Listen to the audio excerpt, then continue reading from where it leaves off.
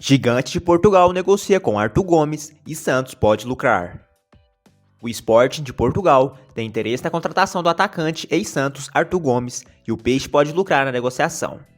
O jogador pertence ao Estoril, também de Portugal, desde agosto do ano passado, quando rescindiu com o Alvinegro, que ficou com 50% dos direitos do atleta. Arthur Gomes tinha contrato com o Santos até o final do ano e estava emprestado ao Atlético Goianiense, mas recebeu a proposta do clube português e chegou a um acordo para a liberação do Peixe. Para aceitar a rescisão, o Santos ficou com 50% dos direitos sobre uma venda futura do jogador. A negociação contou com a participação do pai do atacante Neymar, que é um dos representantes do jogador.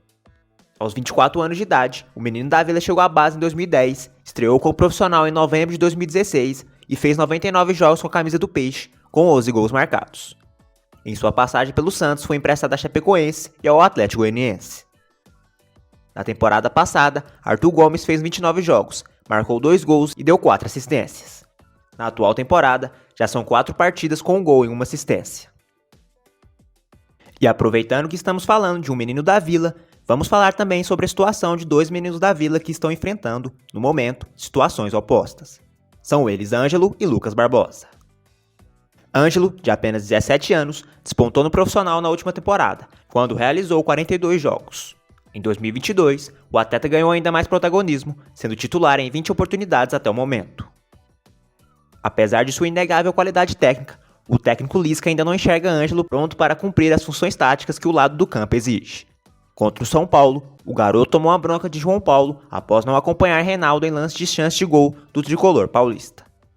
O treinador também abordou essa questão na coletiva de imprensa.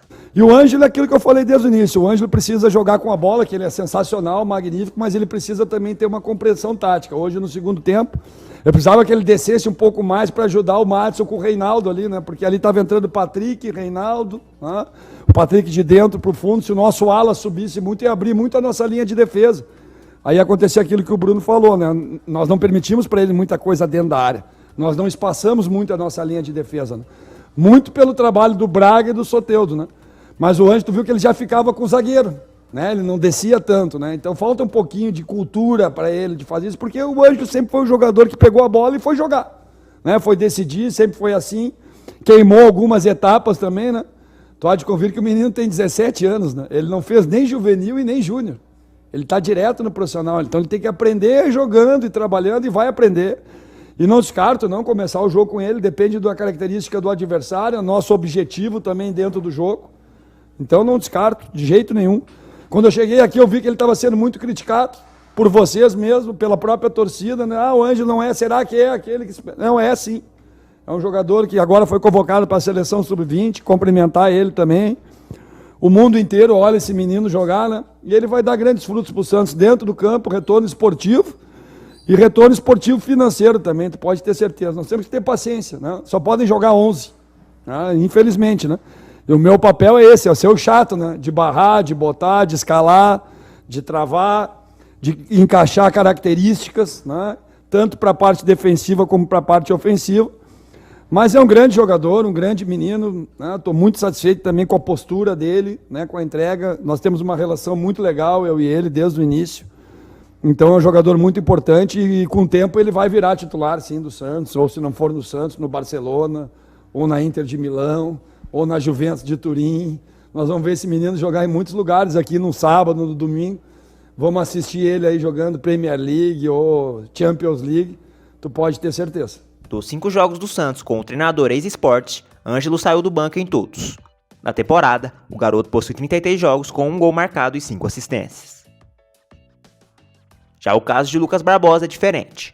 O jovem de 21 anos é visto como um atleta muito aplicado taticamente, que percorre longas distâncias no campo, mas que ainda peca no acabamento das jogadas.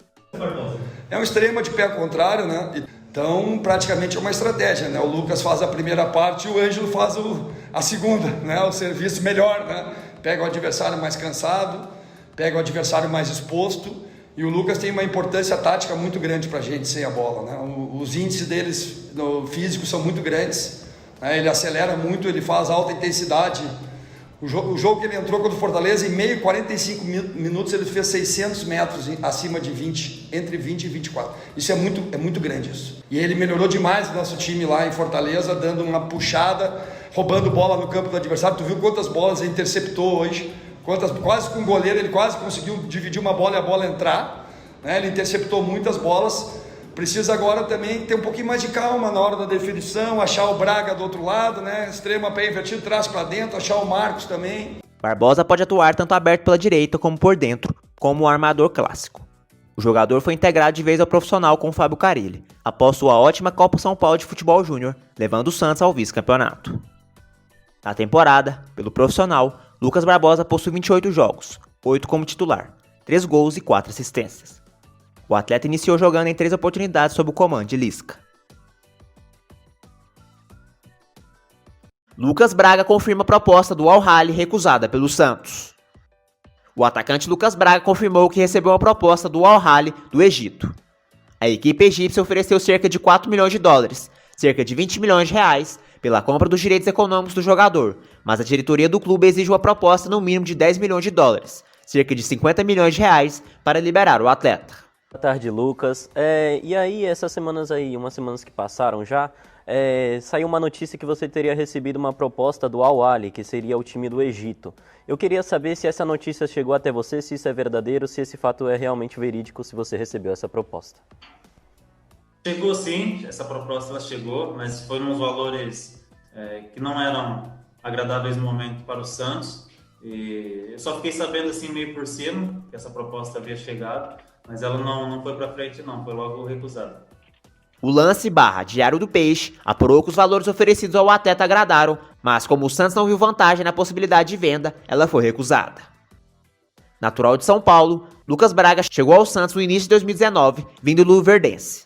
Após empréstimos para Cuiabá e Inter de Limeira, respectivamente, o atacante teve sua primeira oportunidade na equipe profissional do Peixe em agosto de 2020, em vitória por 1-0 diante do Sport, na Ilha do Retiro, pelo Brasileirão.